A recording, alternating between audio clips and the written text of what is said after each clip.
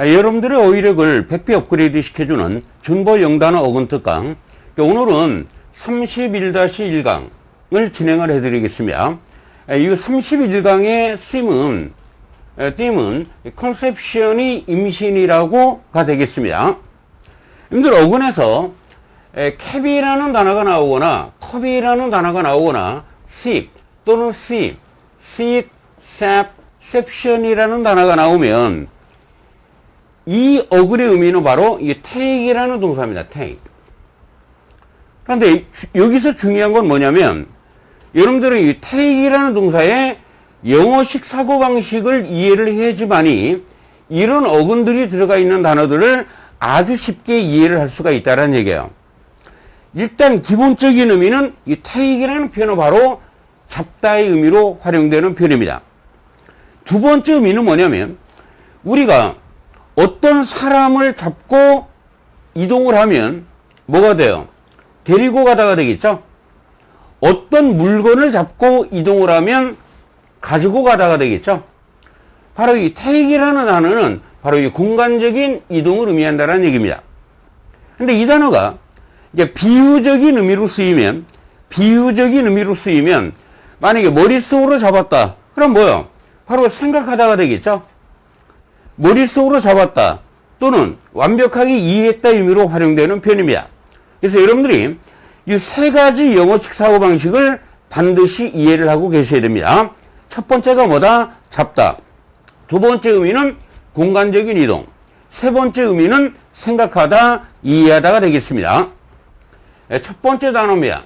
take업이라는 표현이죠.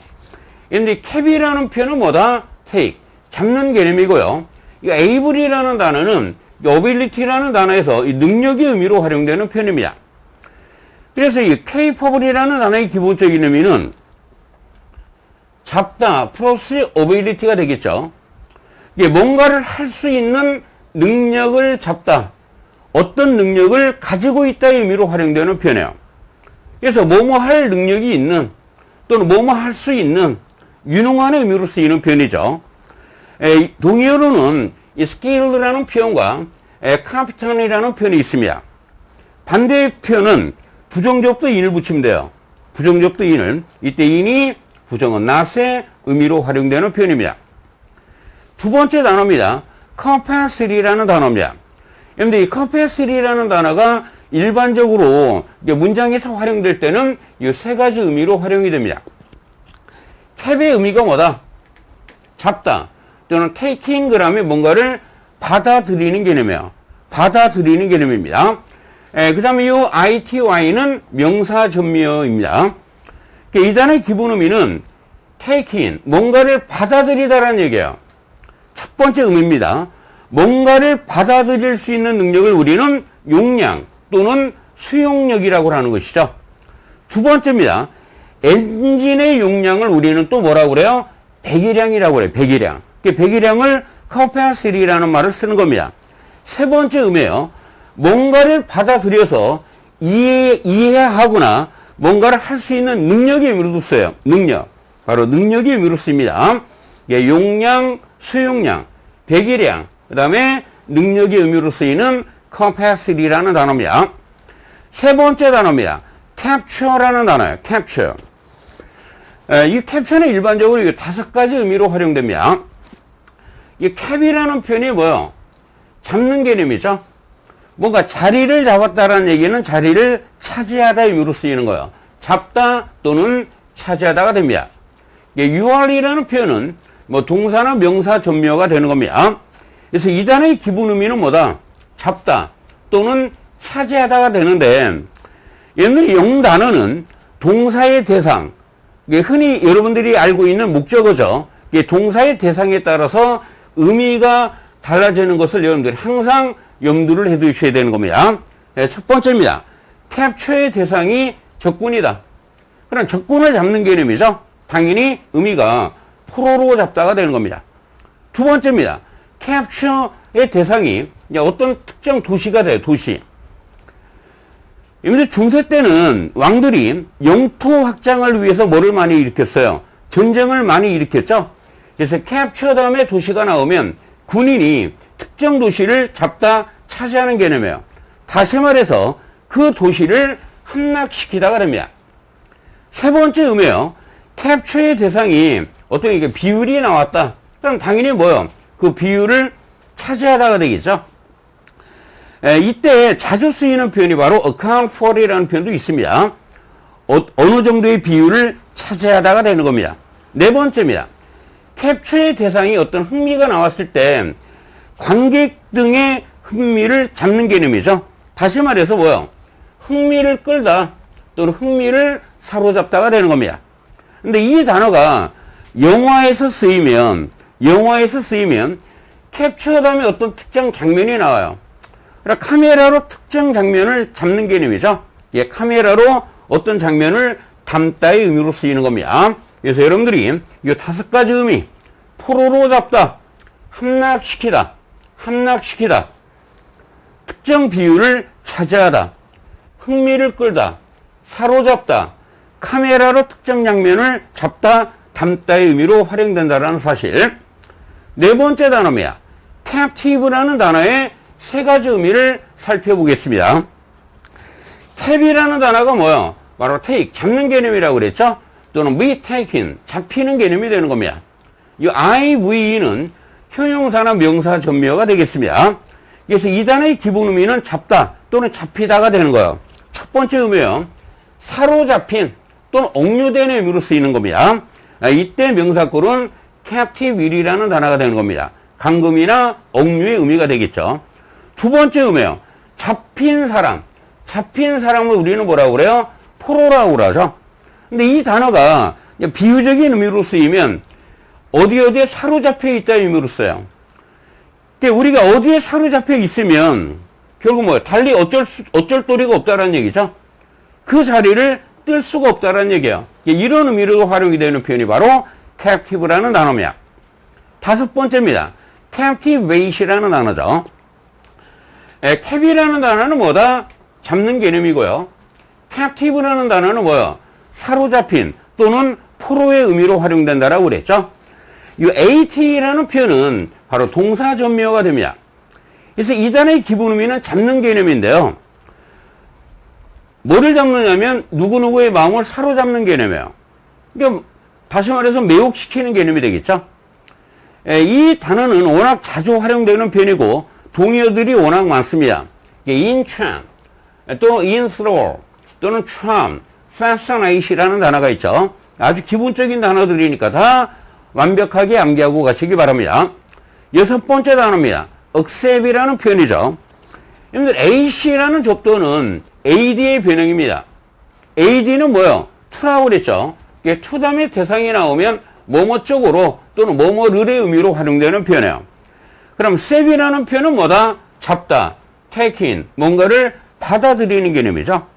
그래서 accept의 기본적인 의미는 어디 쪽으로 뭐뭐를 받아들이는 개념이에요. 받아들이다. 그래서 이 표현이 바로 받아들이다. 상대방의 말을 받아들인다는 얘기는 뭐예요? 그 사람의 말을 믿는 개념이 되겠죠? 또는 수락하다, 인정하다가 되는 겁니다. 7번째 단어입니다. 여러분, accept이라는 단어가 있는데요. 이 단어를 학습을 할 때는 이 3가지 품사를 이해를 하시기 바랍니다. 3가지 품사를. ex라는 단어는 뭐다? out. 바깥으로 빼는 개념이죠. 바깥으로. accept이라는 표현은 take, 잡는 개념이에요. 그래서 이 단어의 기본 의미는 뭐뭐를 바깥으로 잡아 빼서 take out의 개념이죠. take out의 개념이 되는 겁니다. 그룹에서 제외시키는 의미예요. 제외시키다. 그래서 이 표현이 전치사로 쓰이면 전치사로 쓰였다라는 얘기는 바로 뒤에 뭐가 나온다라는 얘기예요. 전치사의 대상인 명사가 바로 뒤에 나온다라는 얘기죠. 이때는 전치사가 되는 겁니다. 이때 의미는 뭐냐면 뭐뭐를 제외하고 또는 뭐뭐 외에는의 의미예요. 동의어로는 apart from이라는 표현이 있는 겁니다. 근데 이 표현이 이제 접속사로 써요. 접속사로 쓰인다라는 얘기는 뒤에 뭐가 나온다라는 얘기예요. 주어 동사가 나온다라는 얘기죠. 이때는 뭐뭐라는 점만 제외한다면 뭐뭐라는 것 이외에는 의미로 써요. 이때 동의어는 apart from the fact that 같이 되는 겁니다. 그 다음에 except이라는 표현이 동사로 쓰였다. 동사로 쓰이면 당연히 뭐가 돼요? 제외하다가 되는 겁니다. exclude라는 표현이 있죠. 또는 rule out이라는 표현이 있죠. 규칙에서 잡아 빼는 개념이에요. 이게 뭐요? 제외시키다가 되는 겁니다. 8번째 단어입니다. exception이라는 표현이죠. exception에서 x는 뭐요?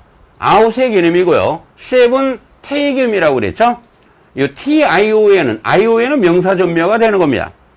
exception의 기본 의미는 뭐뭐를 바깥으로 잡아 빼서 take out이죠. 그룹에서 제외를 시킨다는 얘기죠.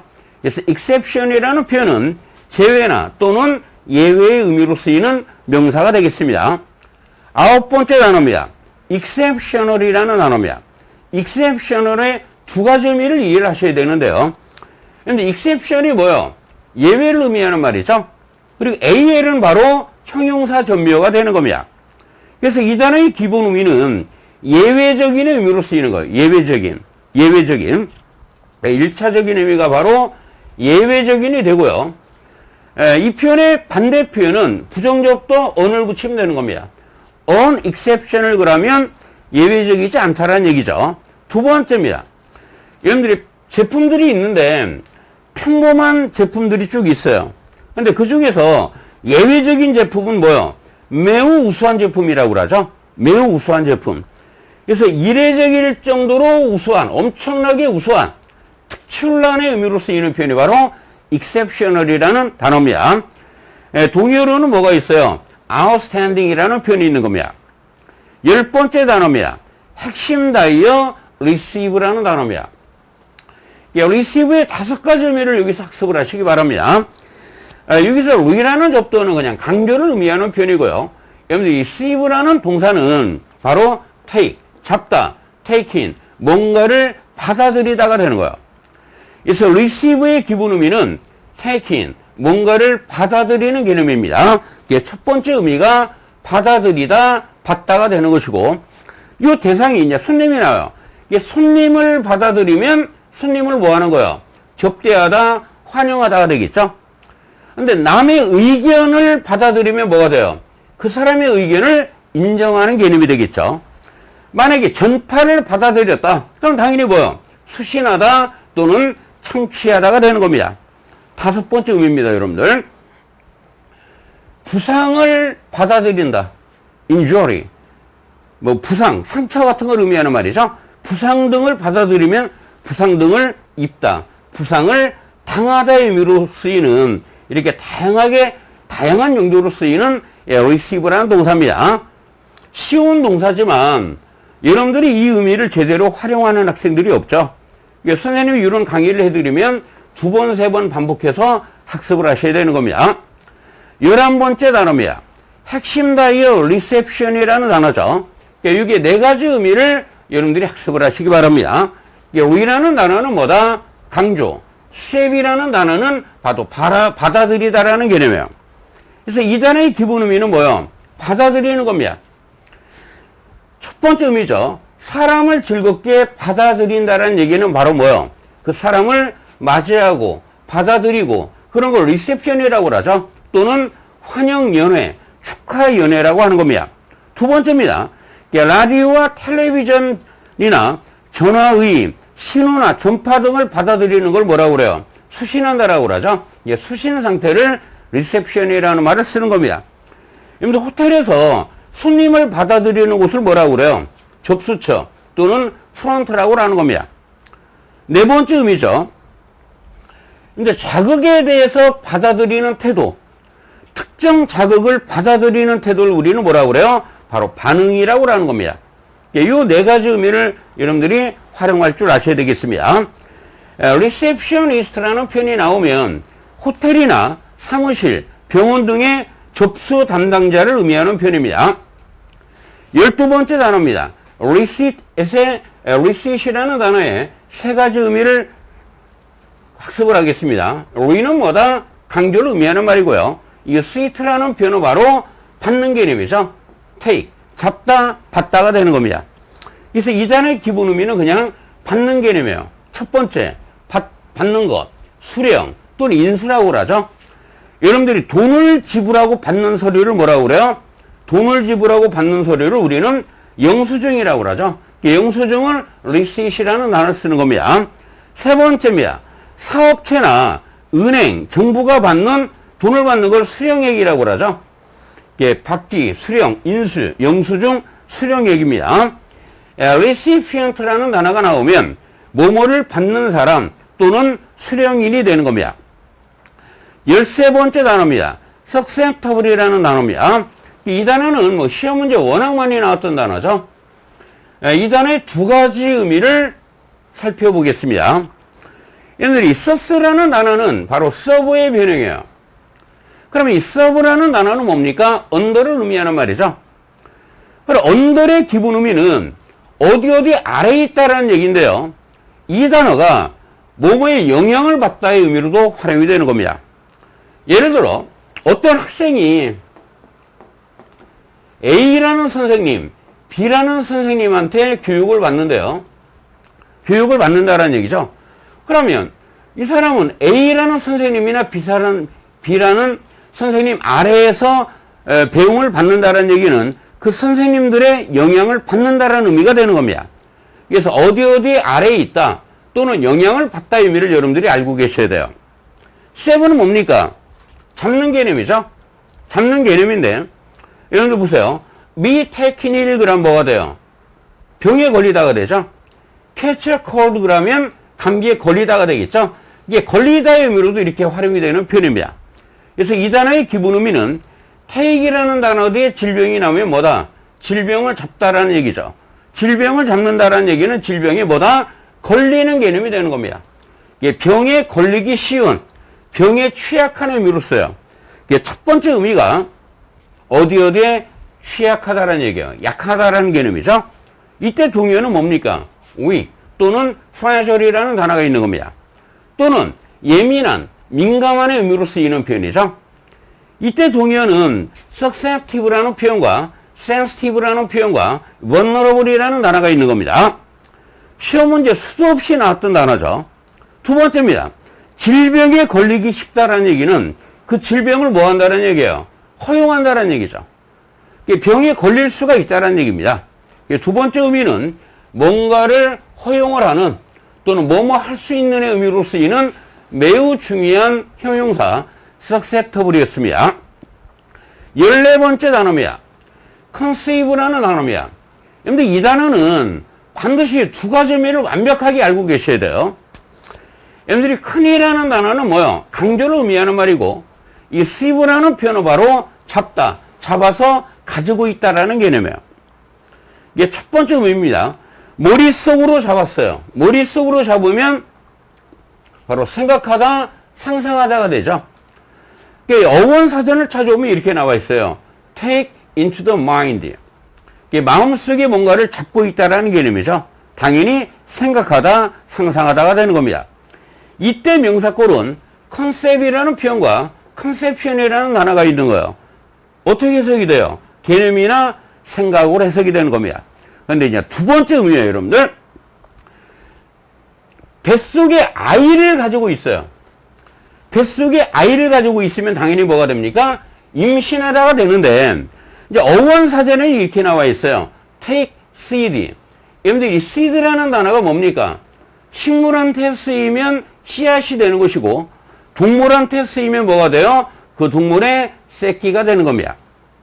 take seed into the womb 이렇게 나와 있는데, 이 womb이라는 표현이 동물의 자궁을 의미하는 표현이에요. 동물의 자궁. 그러니까 자궁 속에 뭐요? 새끼를 가지고 있다라는 개념이죠. 그러니까 이런 맥락에서 conceive라는 단어가 바로 임신하다 의미로 쓰이는 겁니다. 이때 명사형은 conception이 되는 겁니다. 임신이 되는 것이죠. 그래서 여러분들이 concept, conception 이 의미를 구분할 줄 아셔야 됩니다. 15번째 단어죠. contraception이라는 단어입니다. 여러분들이 contra라는 단어는 접도는 against, 반대, 저항, 방지를 의미하는 표현이에요. 여러분들이 contradict이라는 단어가 뭡니까? 닉은 tell, 말하는 개념이죠. 말하다. 이게 반대로 말하는 거니까 의미가 뭐예요? 반박하다라고 여러분들이 암기를 했던 단어죠. 그래서 이때는 반대 저항 방지를 의미하는 표현입니다. 컨트롤하는 표현이. 그럼 셉션은 뭐다? 컨셉션에서 흔히 생략된 형태예요. 임신을 의미하는 말입니다. 임신을 뭐한다? 방지를 한다는 얘기예요. 임신을 방지하는 것을 우리는 뭐라고 합니까? 피임이라고 하죠. 이게 birth control하고 유효가 되는 겁니다. 16번째 단어입니다. misconception이라는 표현이죠. 얘는 mis라는 접두어는 바로 bad 또는 wrong, 잘못의 의미로 활용되는 표현이에요. 그럼 conception은 생각이나 뭔가 이해를 의미한다라고 그랬죠. 그럼 misconception의 기본적인 의미는 이해를 잘못했다라는 얘기예요. 잘못 이해했다라는 얘기죠. 그런 걸 우리는 뭐라고 합니까? 오해라고 하는 겁니다. 이 단어의 동요에는 misunderstanding이라는 표현이 있고요. misapprehension이라는 표현이 있는 겁니다. 이제 preconception은 뭡니까? pre라는 표현이 바로 before, 미리를 의미하는 말이죠. 미리 생각하는 것을 우리는 예상이라고 하는 거예요. preconception은 뭐다? 예상을 의미하는 표현입니다. 근데 어휘학습의 이노베이션은 뭡니까? 존버 영단어라고 그랬죠. 결코, never, 결코 포기하지 마시고요. 자신감을 갖고 존버하셔서 반드시 성공하시기 바랍니다.